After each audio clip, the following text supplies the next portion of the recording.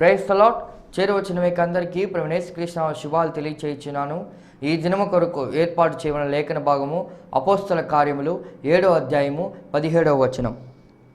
అయితే దేవుడు అబ్రహామునకు అనుగ్రహించిన వాగ్దాన కాలము సమీపించిన కొలది ప్రజలు ఐగుప్తులో విస్తారముగా వృద్ధి పొందిరి. తుదకు యోసేపును ఎరుగని వేరొక రాజు ఐగుప్తును ఏలనారంభించెను. Praise the lord. దేవునికి స్తోత్రం. హల్లెలూయా, హల్లెలూయా, స్తోత్రం. Gideon mission church GMC Nellore వారు ప్రసారం చేస్తున్నటువంటి ఆయన హెచ్చవలసి ఉన్నది, హీ మస్ట్ ఇంక్రీజ్ అనేటువంటి అనుదిన ఆత్మీయ కార్యక్రమానికి మిమ్మల్ని ప్రేమపూర్వకమైనటువంటి ఆహ్వానం పలుకుతున్నాం. You are welcome to watch this daily spiritual programme call he must increase. మీ అందరికీ యేసుక్రీస్తు నామములో శుభములు తెలియజేస్తున్నాం, వందనాలు తెలియజేస్తున్నాం. మీ అమూల్యమైన సమయాన్ని ఈ కార్యక్రమం చూడడానికి కేటాయించినందుకు మీకు ప్రత్యేకమైనటువంటి కృతజ్ఞతలు తెలియజేస్తున్నాను. దేవుని స్తోత్రం. దేవుని వాక్యము అమూల్యమైనది, దేవుని వాక్యము ప్రవచనాత్మకమైనది, దేవుని వాక్యము ఒక గొప్ప ఆశీర్వాదం. అటువంటి దేవుని వాక్యం వినడం, నేర్చుకోవడం, బోధించడం, అన్వయించుకోవడం నిజంగా చాలా గొప్ప దీవెనలు. మనము దేవుని వాక్యాన్ని ధ్యానిస్తూ ఉన్నాం, అపోస్తల కార్యములు ధ్యానిస్తూ ఉన్నాం. ఈ నెలలో దేవజనులు పాస్టర్ జాన్సన్ జార్జ్ గారి 3 సందేశాలు, వేరే 2 సందేశాలు, మొత్తం 5 సందేశాలు ఉన్నాయి కనుక మరి ఒక 5-6 సందేశాలు తర్వాత మనం అపోస్తల కార్యములు 8వ అధ్యాయంలోకి వెళ్తాం. ఆగస్టు నెలలో మనం ప్రవేశించబోతున్నాం. అందును బట్టి నేను ప్రభు నామాన్ని మహిమపరుస్తున్నాను. దేవుడు మనకు ఆయుష్ను ఇచ్చాడు, ఆయుష్ను పొడిగిస్తున్నాడు. అందును బట్టి దేవుని స్తుతిస్తున్నాను. ఆయన వలనే మనకు దీర్ఘాయువు కలుగుతుంది, మన జీవించు సంవత్సరములు అధికములు అవుతాయి. ఈ సజీవులైన దేశంలో సజీవులుగా ఉంటూ సాక్షులుగా ఉండడానికి ఆయన సహాయపడుతున్నాడు. అందును బట్టి దేవుని స్తుతిస్తున్నాను. దేవుని స్తోత్రం. నిన్నటి ఎపిసోడ్లో మనం ఆలోచించినట్టు విషయాలు, ఎరుగబడినటువంటి ఒక వ్యక్తి ఎవరో కాదు, యోసేపు. బైబిల్లో ప్రాముఖ్యమైనటువంటి వ్యక్తులు 2 ఉన్నారని, లేదు అంటే 2 జ్యోతులు ఉన్నాయని, ఒకటి పాత నిబంధనలోని జ్యోతి లేదా ప్రథమ జ్యోతి యోసేపు అని, తర్వాత 2వ జ్యోతి యేసు ప్రభు అని, కొత్త నిబంధనలో జ్యోతి అని ఇలాగా ఒక భక్తుడు చెప్పడం జరిగింది. సరే, యోసేపుకు యేసుక్రీస్తుకు సుమారు ఈ 200 వరకు పోలికలు ఉన్నట్టుగా కూడా ఒక బైబిల్ పండితుడు ఒక పుస్తకంలో రాసుకుంటూ వచ్చారు. ఆ యోసేపు యొక్క జీవితాన్ని గురించి మనం కొద్దిగా ఆలోచించాం.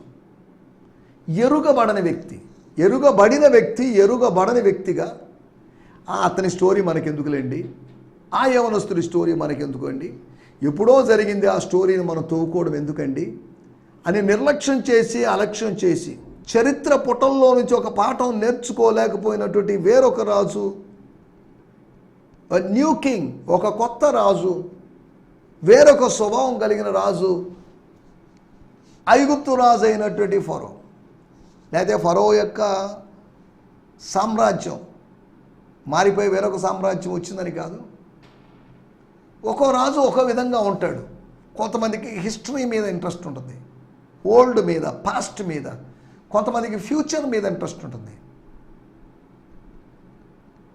అలాగని హిస్టరీని ఆధారంగా చేసుకొని ఫ్యూచర్ని మనం బిల్డప్ చేయలేం.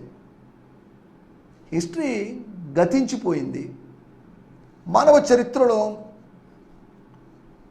6000 సంవత్సరాలకు పైగా చరిత్రను రికార్డు చేయలేదట, నమోదు చేయలేదు. అనగా ఇంచుమించు చాలా వరకు చరిత్ర రికార్డు కాలేదు. ఉన్నటువంటి చరిత్ర, లేకపోతే ఇండియా చరిత్ర, లేకపోతే వరల్డ్ హిస్టరీ, లేకపోతే యూరోపియన్ హిస్టరీ, ఆఫ్రికన్ హిస్టరీ, ఇవన్నీ మనకు ఉన్నప్పటికీ కూడా చాలా వరకు రికార్డు చేయబడినటువంటి చరిత్ర మనం మిస్ అయిపోయాం. మనం చరిత్ర మంచిదే, బైబిల్లో చరిత్ర కనిపిస్తుంది, బైబిల్లో భవిష్యత్తు కనిపిస్తుంది. ఆదికాండం లేకపోతే ఈ వ్యక్తి స్టీఫెన్ అనేటువంటి మొట్టమొదటి హతసాక్షి చరిత్ర మాట్లాడుతున్నాడు, ఇశ్రాయేలు చరిత్రను గురించి మాట్లాడుతున్నాడు, ఇశ్రాయేలు యొక్క భవిష్యత్తును గురించి కూడా కాదు. భవిష్యత్తును గురించి మాట్లాడలేడా? ఆత్మపూర్ణుడైన వ్యక్తి భవిష్యత్తును గురించి కూడా మాట్లాడగలడు.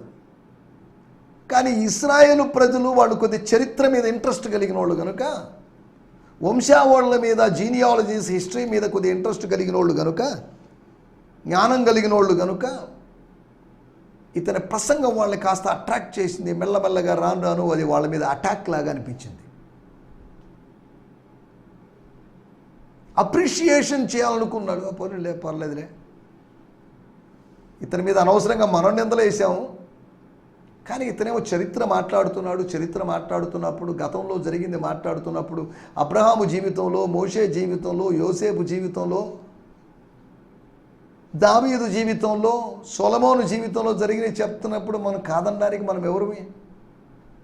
ఇతను చరిత్రను వక్రీకరించడం లేదు, చారిత్రాత్మకమైన వ్యక్తులను వక్రీకరించడం లేదు, వాళ్ళ మాటలను వక్రీకరించలేదు లేదు అని గమనించారు వాళ్ళు. అర్థమైపోయింది. అలాగని స్టీఫెన్ని వాళ్ళు ఒక హిస్టారియన్గా మాత్రమే భావించారని కాదు. జోసిఫస్ లాంటి హిస్టారియన్ కాదు ఇతను. మనకు హిస్టరీ తెలుసు, మనకు ఫ్యూచర్ తెలుసుకునే అవకాశం ఉంది. మనం తెలుసుకుంటూ ఉన్నది, తెలిసింది మనకు హిస్టరీ, తెలుసుకుంటూ ఉంది ప్రజెంట్, మనం తెలుసుకోబోయేది ఫ్యూచర్. సరే, దేవుని స్తోత్రం. నిన్న అనేది హిస్టరీ కూడా ఒకప్పుడు ఫ్యూచర్ లాగే ఉంది, కానీ ఆ ఫ్యూచర్ హిస్టరీగా మారిపోయింది. ఫ్యూచర్ అయినా ప్రజెంట్ అయినా కానీ అది హిస్టరీగా మారిపోతుంది. ఒక భవిష్యత్తు, ఒక అన్నోన్ ఫ్యూచర్ మాత్రం ఎప్పుడు మన ముందు ఉంటుంది.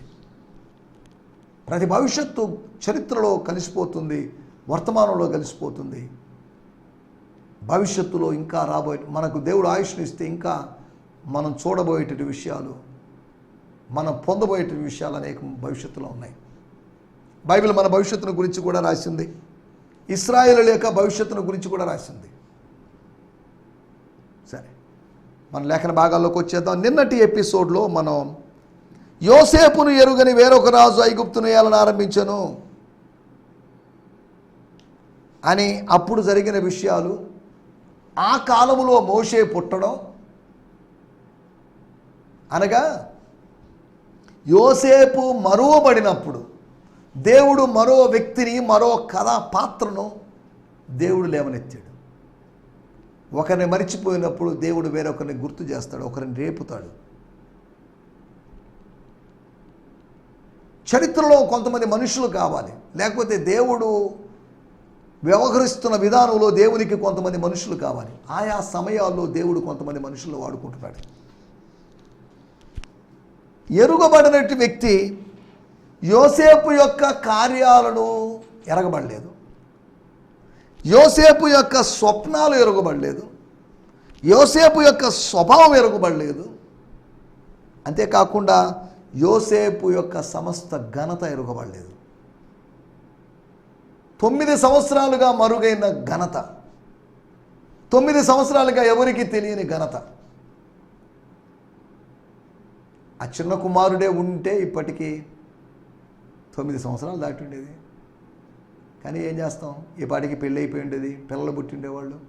రకరకాలుగా యోసేపుని గురించి యాకోబు ఆలోచించుండొచ్చు. అతని మైండ్లో ఫిక్స్ అయిపోయాడు, ఇక లేదు, చనిపోయాడని. సహోదరులకి కొద్దిగా గొప్ప అనుమానం వచ్చింది, ఎక్కడో ఉండుంటాడు, అమ్మబడ్డాడు కాబట్టి ఉండుంటాడు.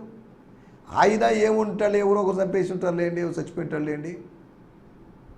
కానీ అతను తిరిగి తిరిగి వాళ్ళ యొక్క పోషకుడుగా మారుతాడనే సంగతి వాళ్ళకి తెలియలేదు. నిషేధించబడినటువంటి యోసేపు అనేటువంటి మూలరాయి వాళ్ళ తలకు, లేకపోతే నిషేధించబడిన ఆ రాయి వాళ్ళ తలకు మూలరాయి అవుతుందనే సంగతి వాళ్ళు ఊహించలేదు. జీవితంలో ఇంకెప్పుడు యోసేపుని ఎదుర్కొంటాము, యోసేపు ముఖం చూస్తామని అనుకోలేదు. కానీ దేవుడు యోసేపు ముందు అసహించుకున్న వారిని, అసూయపడిన వారిని, పగబట్టిన వారిని ఆయన ఉంచాడు అనే సంగతి మనం మర్చిపోకూడదు. యోసేపు కార్యాలు ఎరగని రాజు ఉన్నాడు, యోసేపు యొక్క సాహస కార్యాలు ఎరగని వ్యక్తి అతను. ఎప్పుడో ఐగుప్తు అనే జనాంగం చచ్చిపోయిండాల్సిందే, కానీ ఆ జనాంగం అలా నిలబడిందంటే దానికి కారకుడు యోసేపు. ఉపకారాన్ని మరిచినటువంటి, కృతజ్ఞత లేనటువంటి ఒక రాజును మనం అక్కడ చూస్తున్నాం. యోసేపు కార్యాలు ఎరగనటువంటి ఒక రాజు. అంతేకాకుండా యోసేపు యొక్క స్వప్నాలు ఎరగనటువంటి సొంత సోదరులు, చెప్పిన అర్థం కాని సోదరులు. శరీర సంబంధిగా ఆత్మ సంబంధమైన స్వప్నాలు ఏమర్థమవుతాయి? కావు. దేవుని స్తోత్రం. ఆత్మ సంబంధికి కూడా ఆత్మీయ స్వప్నాలు అర్థం కానప్పుడు శరీర సంబంధికి ఏమర్థమవుతాయి? ఆ గోత్రకర్తల్ని, మత్సరపడిన గోత్రకర్తల్ని శరీర సంబంధులుగా మాత్రమే భావించాలి. దేవుని స్తోత్రం. తరువాత సొంత యజమానుడు. ఏ యజమానుడైతే చేర్చుకున్నాడో, ఏ యజమానుడైతే స్వీకరించాడో, ఏ యజమానుడైతే పోనీలే ఇతని వల్ల నేను ఆశీర్వదించబడ్డానని సంతృప్తి చెందాడో, అదే యజమానుడు సంశయించి అతని స్వభావాన్ని, అతని క్యారెక్టర్ని సంశయించి, క్యారెక్టర్ అసాసినేషన్ చేసి, వ్యక్తిత్వ హననం చేసి, దహనం చేసి, వ్యక్తిత్వం మీద మచ్చ వచ్చే విధంగా, నిజమేనా, ఇది నిజమా, ఇది ఇలా జరిగిందా అని కూడా భార్యను అడగలేక, భార్య చెప్పిన మాటను వేదంగా భావించి ఒక నమ్మదగిన వాడి మీద నిందలు వేయాల్సిన పరిస్థితి వచ్చింది. దేవుని స్తోత్రం. మన స్వభావాన్ని ఎవరు నమ్మకపోవచ్చు, మన స్వభావాన్ని ఎవరు ఎరగకపోవచ్చు. యోసేపు స్వభావాన్ని, యేసును ఎవరు నమ్మలేదు. తర్వాత నిదానంగా నమ్మారు. పైకెత్తబడిన అనేకులను అందరినీ ఆకర్షించుకుంటానని ప్రభు చెప్పాడు. తర్వాత యోసేపు యొక్క సమస్త ఘనతను ఎరుగనటువంటి తండ్రి, సోదరులారా మీరు వెళ్ళండి, మీరు తెలియజేయండి, నా తండ్రి తప్పరిల్లుతాడు. తండ్రి తప్పరిల్లే అవకాశం ఉంది. అతడు నన్ను చూడాలని ఆతురపడేటువంటి సందర్భం రాబోతుంది. అతన్ని నేను చూస్తాను, మేమిద్దరం ఒకరినొకరు చూసుకుంటాం అనే విధంగా ఆయన ఆశాభావాన్ని వ్యక్తం చేశారు. అప్పటికప్పుడు రండి మీతో పాటు వస్తానని నేను బయలుదేరలేదు, కానీ వాహనాలు పంపించి అఫీషియల్గా డీల్ చేశాడు. కుమారుడైనప్పటికీ కూడా తండ్రితో ఇప్పుడు అఫీషియల్గా డీల్ చేస్తున్నాడు. సరే, దేవుని స్తోత్రం. వీటి గురించి మనం మాట్లాడుకున్నాం. మనం ఎరుగబడని స్థాయిలో నుంచి ఎరుగబడే స్థాయిలోకి దేవుడు తీసుకొని వస్తాడు. ఇన్విజిబుల్ లెవెల్లో నుంచి విజిబుల్ స్థాయిలో, అనగా అదృశ్య స్థాయిలో నుంచి దేవుడు మనల్ని దృశ్య స్థాయిలోకి తీసుకొస్తాడు. లోయలో ఉండి ఎవరికి కనబడే స్థితిలో నుంచి దేవుడు మనల్ని పర్వతం మీద నిలబెడతాడు, అందరికీ కనబడే విధంగా. మన కాళ్ళను లేడి కాళ్ళ వలె చేసి దేశమందు ఉన్నతమైన స్థలాల్లో నిలబెడతాడని వాగ్దానం ఉంది. సరే, దేవుని స్తోత్రం. వీటి గురించి మనం ఆలోచించాం. రండి, ఈ సమయంలో మనం దేవుని వాక్యాన్ని ధ్యానించుకుందాం. మనం ధ్యానించుకోబోయేటువంటి మాట నిన్న చదువుకున్నటి వాక్య భాగమే, అనగా అపోస్తుల కార్యములు 7వ అధ్యాయము 17వ వచనం, 7వ అధ్యాయం 17వ వచనం మొత్తం ధ్యానించడం లేదు. దాంట్లో చివరి భాగం మనం ధ్యానించుకోబోతున్నాం. 18వ వచనంగా ఇంగ్లీష్ బైబిల్స్లో ఉంది అనే సంగతిని మీకు గుర్తు చేస్తున్నాను. ఈ సమయంలో చదువుకుందాం. అపోస్తుల కార్యములు 7వ అధ్యాయము 17వ వచనం. అయితే దేవుడు అబ్రహామునకు అనుగ్రహించిన వాగ్దాన కాలము సమీపించిన కొలది ప్రజలు ఐగుప్తులో విస్తారంగా వృద్ధి పొందిరి. తుదకు యోసేపును ఎరుగని వేరొక రాజు ఐగుప్తును ఏలనారంభించెను. తుదకు, అది మనకు కావాల్సిన పాయింట్. తుదకు యోసేపును ఎరుగని వేరొక రాజు ఐగుప్తును ఏలనారంభించెను. ఫరో తర్వాత వేరొక ఫరో యొక్క మనవడో వాళ్ళ యొక్క గ్రేట్ గ్రాండ్ సన్నో ఏదో సంథింగ్, ఎవరో. తుదకు అంటే ఫైనల్లీ అని అర్థం. ఈ చరిత్ర ఇప్పుడే ముగించేస్తున్నాను, ఈ స్టోరీ ముగించేస్తున్నాను, ఈ ప్రసంగం ముగిస్తున్నాను కాదు. తుదకు అనగా ఇశ్రాయేలు యొక్క యోసేపుతో ఉన్నటువంటి అనుబంధం దృష్ట్యా తుదకు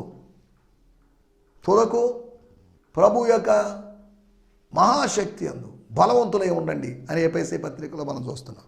తుదకు అంటే నిర్గమకాండము 1వ అధ్యాయము 8వ వచనంలో చూస్తే అప్పుడు అని రాయబడింది. దేవుని స్తోత్రం. అప్పుడు అంటే ఎప్పుడు అంటే ఐగుప్తులో ఇశ్రాయేలు ప్రజలు, ఐగుప్తీయులు కాదు, ఐగుప్తీలో మిశ్రయం అనబడిన దేశంలో, ఈజిప్ట్ అనబడిన దేశంలో, ఈజిప్ట్ వాళ్ళు కాదు, లోకల్ వాళ్ళు కాదు, నాన్ లోకల్ వాళ్ళు విస్తరిస్తున్నారు, అభివృద్ధి చెందుతున్నారు, వాళ్ళు ఎక్స్పాండ్ అవుతున్నారు, వాళ్ళ పాపులేషన్ పెరుగుతుంది. పాపులేషన్ కౌంట్ వేసినప్పుడు ఒక్కో సంవత్సరం అయిపోయే కొద్దీ ఐగుప్తీయుల సంఖ్య స్థిరంగా ఉండిపోయింది, కానీ ఇశ్రాయేళ్ల సంఖ్య పెరుగుతుంది. They were increasing. దేవుడు వారిని పెరిగేటట్టు చేస్తున్నాడు. గొడుగులు పెరిగేట్టు పెరుగుతున్నారు. ఏనుగు సంవత్సరానికి ఒకసారి ఒక పిల్లని కంటుందట, కానీ కుందేలు ఒక సంవత్సరానికి 50కి పైగా పిల్లలు కంటుంది. చూసారా ఎంత ఫాస్ట్గా గ్రోత్ జరుగుతుందో. ఇశ్రాయేలు ప్రజల మధ్యలో అటువంటి గ్రోత్ జరుగుతుంది. న్యూమరికల్ గ్రోత్ జరుగుతుంది, ఒక ఫిజికల్ గ్రోత్ జరుగుతుంది. మన మధ్యలో ఆత్మ సంబంధమైన గ్రోత్ జరగాలి. న్యూమరికల్ గ్రోత్ జరిగినా దేవునికి స్తోత్రమే, అదే తప్పేం లేదు. సంఖ్యాపరమైనటువంటి అభివృద్ధి, వారి జనసంఖ్యను అనేక రెట్లు అధికంగా చేస్తాను, 1000 రెట్లు అధికంగా చేస్తాను. ఇటువంటి వాగ్దానాలు, ఇటువంటి మాటలు మనకు పాత నిబంధనలో కనిపిస్తాయి. తుదకు యోసేపును ఎరుగని వేరొక రాజు ఐగుప్తును ఏలన ఆరంభించను. యోసేపును ఎరుగనేటువంటి వాడు. అవును, కొన్ని సంవత్సరాలు గడిచిపోయిన తర్వాత, చరిత్రను మరిచిపోయిన తర్వాత, చరిత్రను విస్మరిస్తే చరిత్రలో దాగి ఉన్నటువంటి కొంతమంది వ్యక్తుల్ని మనం పక్కన పెట్టాల్సి, వాళ్ళ స్ఫూర్తిని మనం పొందలేం. స్కూల్స్లో హిస్టరీ అనే సబ్జెక్ట్ ఉంటుంది. History is important. హిస్టరీని ఆధారంగా చేసుకునే ప్రజెంట్ని, హిస్టరీకి ప్రజెంట్కి, హిస్టరీకి ఫ్యూచర్కి మనం అలా పోల్చి చూస్తుంటాం. యోసేపును ఎరుగని రాజు. యోసేపు ఒక మిస్టరీగా మారాడు. అప్పుడు ఒక మిస్టరీ ఏం కాదు ఆయన, కానీ ఇప్పుడు ఒక మిస్టరీ అయిపోయాడు.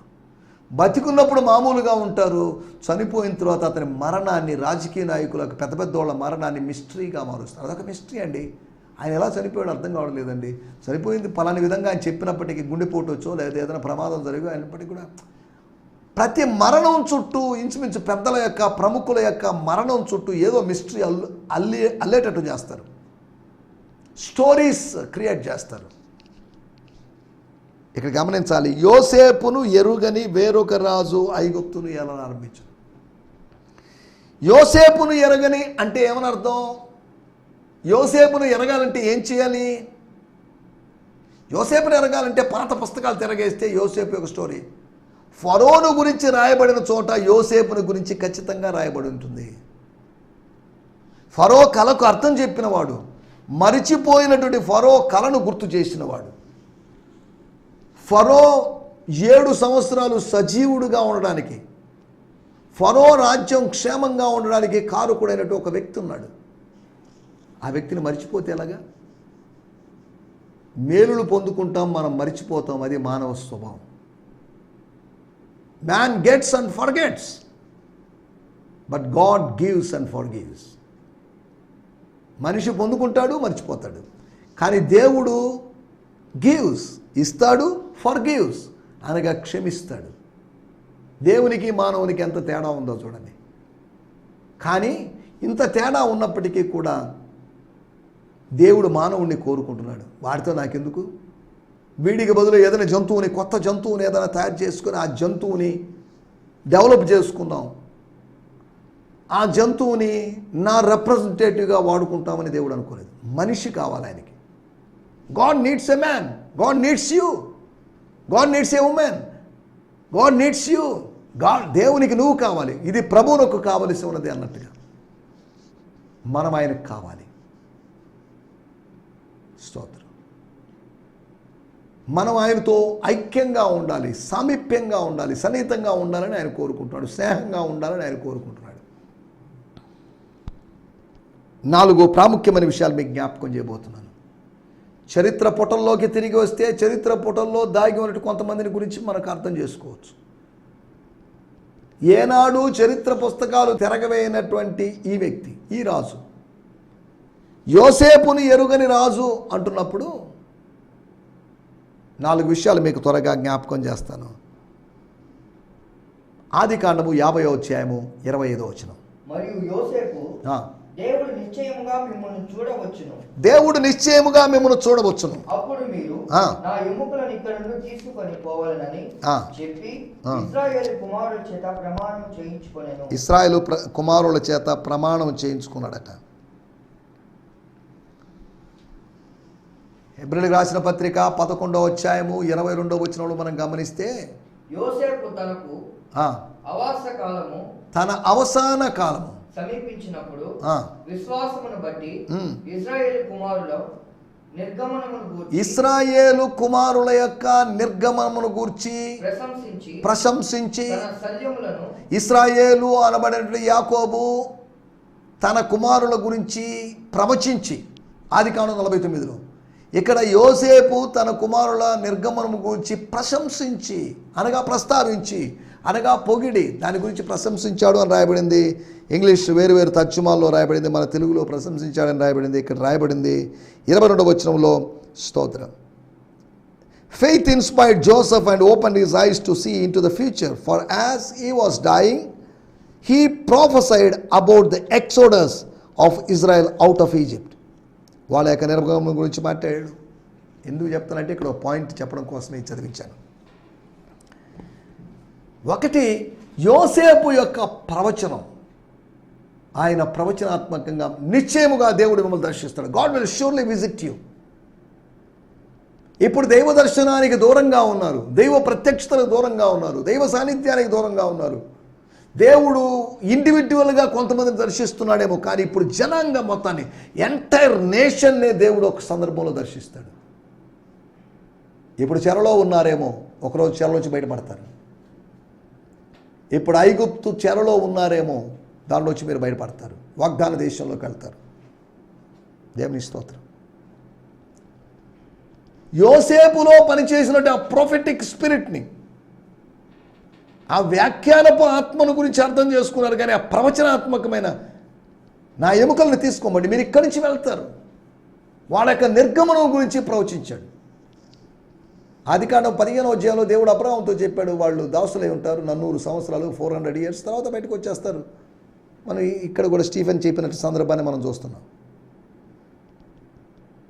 స్తోత్రం.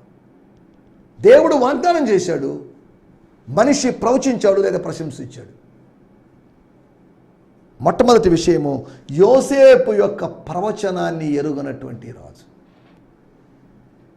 యోసేపు యొక్క ప్రవచనాన్ని ఎందుకు ఎరగలేదని అంటున్నామంటే, అతను వాళ్ళని ఎందుకు కపటంగా ప్రవర్తించి బాధ పెట్టాడంటే, వాళ్ళ జనసంఖ్య పెరుగుతుంది, వాళ్ళు తిరుగుబడతారేమో, మన మీద డామినేషన్ చేస్తారేమో, వాళ్ళలో ఒకడు రాజు అవుతాడేమో అని భావించాడు. కానీ వాళ్ళ గురించి వాళ్ళు ఐగుప్తులో పాలన చేస్తారని దేవుడు చెప్పలేదు, యోసేపు ప్రవచించలేదు. వాళ్ళు ఐగుప్తుని విడిచిపెట్టి వెళ్తారు, ఐగుప్తు నుంచి వలస వెళ్తారని చెప్పాడు. They would be migrated from Egypt, exodus would take place అని యోసేపు చెప్పాడు. ఈ ప్రవచనాన్ని ఎరిగి గానుంటే బాగుండేది. చాలాసార్లు మన పెద్దలు చెప్పినటువంటి ప్రవచనాత్మకమైన మాటలు మనం మర్చిపోతాం, వాటిని మనం నిర్లక్ష్యం చేస్తాం. ఒకటి, యోసేపును ఎరుగని రాజు అంటే యోసేపు ప్రవచనాన్ని ఎరుగనటువంటి రాజు, ప్రవచనాత్మకమైన మాటను ఎరుగనటువంటి రాజు.